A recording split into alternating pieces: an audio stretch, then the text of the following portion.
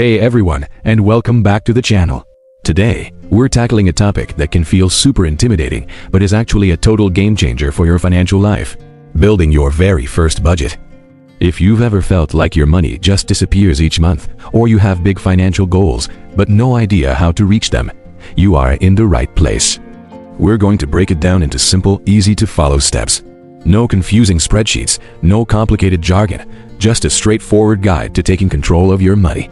Let's get started. First things first, you need to know where your money is actually going. This might sound obvious, but most of us underestimate our spending. So, for 1 month, your mission is to track every single penny. Yep, every coffee, every subscription, every impulse buy.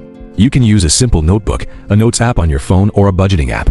The goal isn't to judge yourself, it's just to gather data. Think of yourself as a financial detective on a mission to uncover the clues. At the end of the month, you'll have a clear picture of your spending habits, which is the foundation for everything else.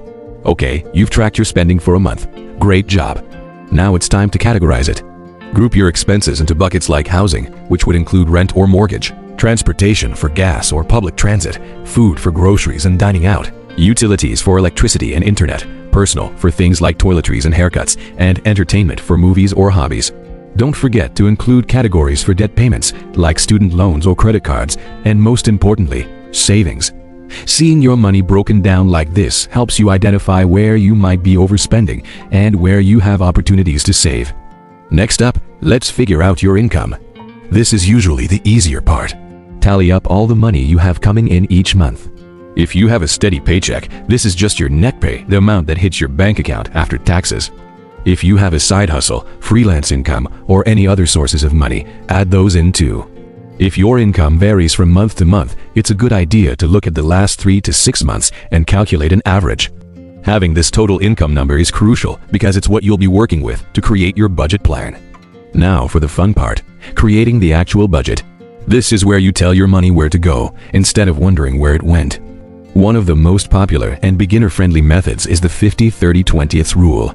Here's how it works. 50% of your after-tax income goes towards your needs, things like housing, utilities, groceries, and transportation. These are the absolute essentials. Then, 30% goes towards your wants.